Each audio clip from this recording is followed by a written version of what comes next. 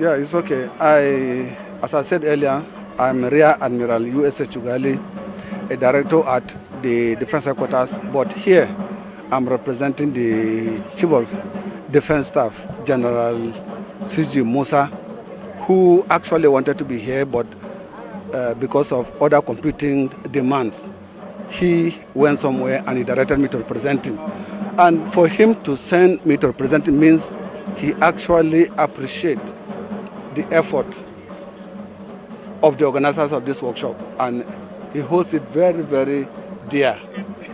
Talking about maritime environment and security, definitely I'm in the Navy.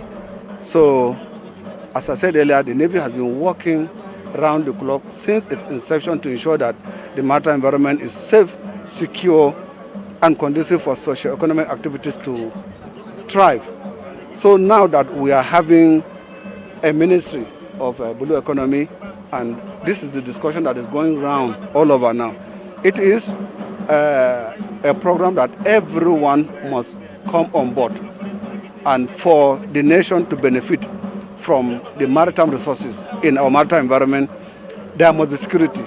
So the military, that's the armed forces of Nigeria, through the relevant arm, that's the Nigerian Navy, is doing everything possible to ensure that the waterways, the creeks, the coastal areas, and indeed Nigerian maritime environment extending up to the exclusive economic zone, up to 200 nautical miles, is safe from all social vices, including piracy, bunkering, and any other thing that undermines the survival of the nation by pilfering and interfering with peaceful activities.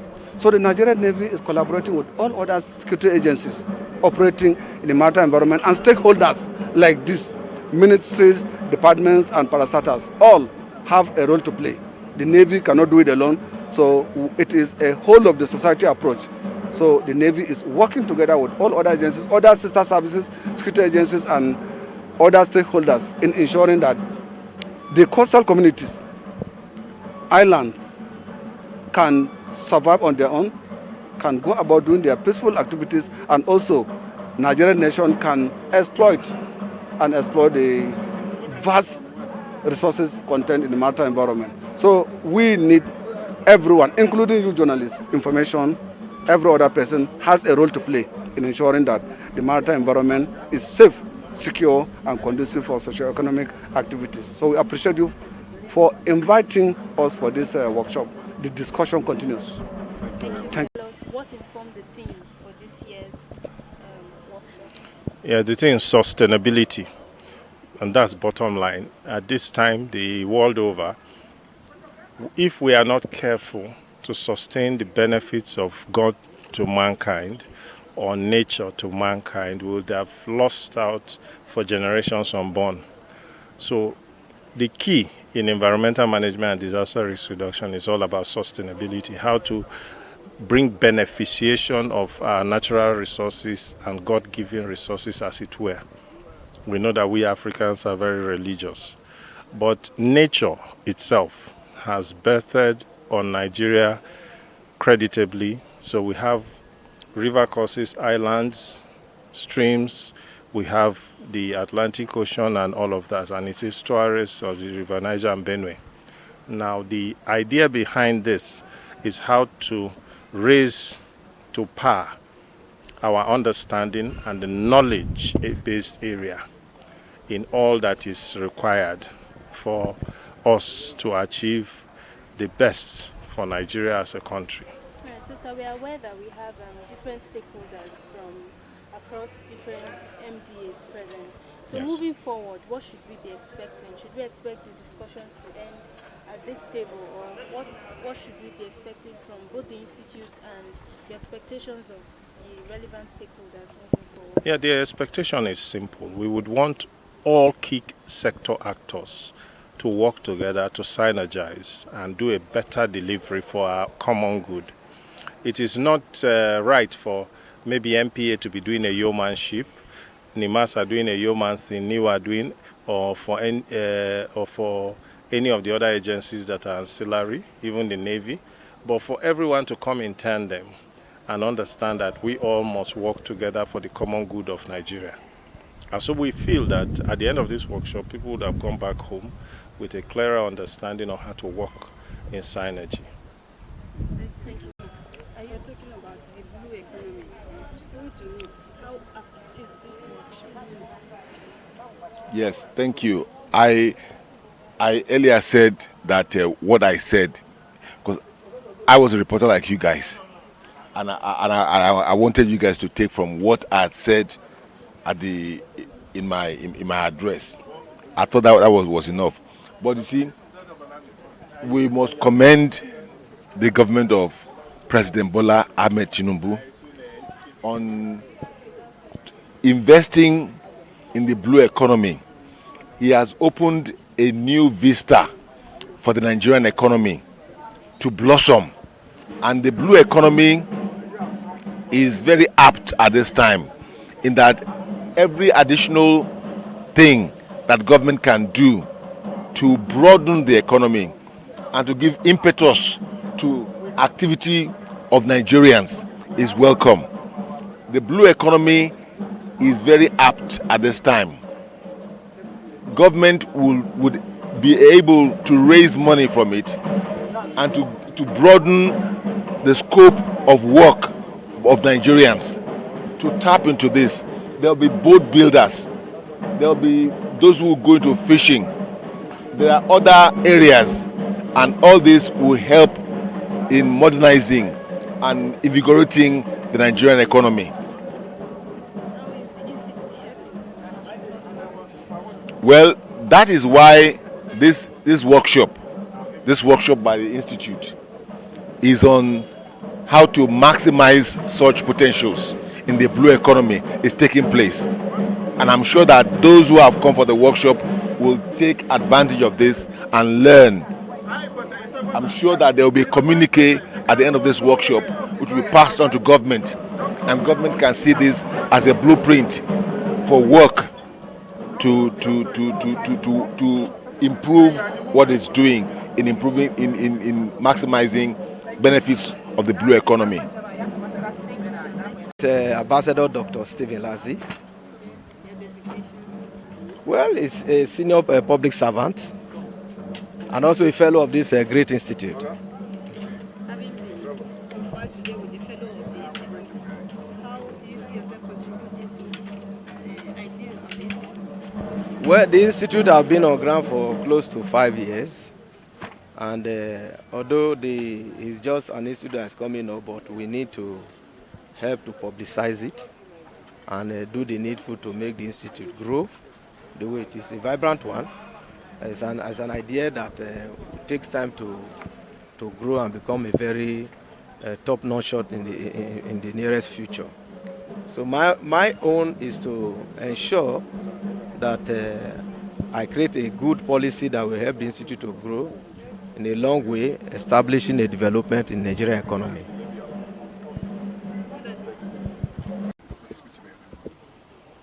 Yeah, my name is Dr. Ambassador Hafsat Ibrahim Modibo.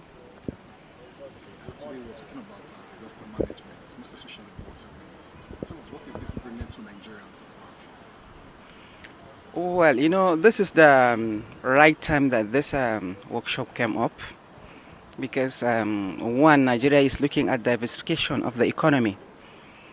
And you know, once the water is clean, do you understand? We are talking about security and then the pollution of the marine. So once there is, the water is clean and it does not have a problem, well, it's not within our purview, but if the concerned agency or the management that they're seeing the water in a clear way, and then people that are doing importation and exportation, and then like coming to our own people too, the agricultural aspects of our own people, at least there's going to be the boost of the economy for the country, because we are mono-economic country. We cannot depend fully on oil. Okay, what's the way forward from here? The way forward is, sorry, let me digress a bit, because I am working with the government, and the government, because we deal with part of the registration, importation and exportation of regulated products, you understand, and then when we have like things like fish and fish products or the other marine seafood are being brought into the country, we have to check to see the safety, do you understand, of the food itself, because safety is health. Health is for the nation, do you understand? So I will just advise that the management that are concerned should take things in order and then ensure that the marine water is being cleared of either pollution or the security, because looking at even our people down there in the south, they are experiencing a lot of things and it's hazardous, and then it reduces the way we generate revenue into the country. Thank you. Good afternoon. Yes, ma'am. For the sake of our audience, let's meet you introduce. Okay, my name is Theresa Ajiboye. I work with Federal Ministry of Environment and a member of the MDRI institution. Today we're talking about disaster management and risk. So what is your take about disaster management in Nigeria?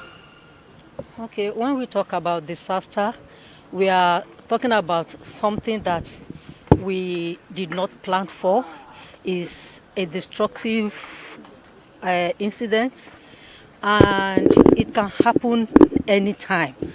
And so we in Ministry of Environment, as you know, organization that want to see to the sustainability of environment and to ensure that everybody is living, you know, a free and a harmless, you know, in Nigeria. So these are the things we look into, and that is why I have come to be a member of the institution. Disaster can be like a flood. It can be like what they've been experiencing in some other part of the world, like tsunami. It can be an earthquake and all that. But we are very thankful to God for the kind of, you know, environment He gave us in Nigeria, whether being the soil, being the water. It's only when we, you know, have activities that are not really sustainable that can bring maybe flooding, when the drainages are not being, you know, cleared on time, or when we have constructions without putting the issue of drainage at heart. That is when we have the little ones we have, most especially flooding in some parts of the country. All right, ma'am. Today we are talking about sustaining our waterways. How relevant is the theme of today's workshop with, you know, current realities, Nigeria today? How relevant is this theme? Our waterways, we can see that a lot of channels are being blocked, and the issue of waste management too is also affecting, you know, the free flow of our waterways. And you know, water, as they always say, will always find its course. So if we are not managing our waterways, then we always have what we call disaster. But I want to think that the ministry and other associates MDAs are working on this. The theme of today is very relevant because it's all about managing disaster. If our waterways are not managed, if they are not cleared, if we are dumping refuse inside these waterways, then definitely we'll have the repercussions of it. Thank you. I just had the privilege of coming to this important gathering and being inducted as a distinguished fellow. So it will be my pleasure to work with the Environmental Management and Disaster Risk Reduction Institute to add value to what they do for the sake of our environment and the country at large. Thank you.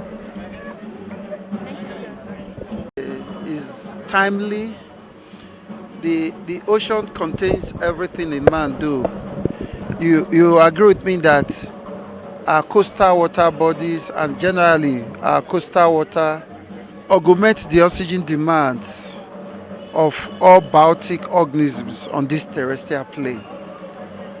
The marine environment houses most of, if not all, the fishes and all marine animals. So the quality of their environment is significant to everything a man does.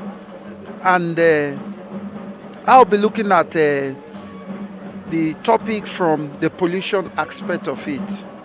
You see, if we don't control marine pollution, either through plastic enrichment of our water bodies or the toxicologies of maybe killing fishes with Gamali 20 and some other animals, these animals, they risk existentiality and extinction is inevitable.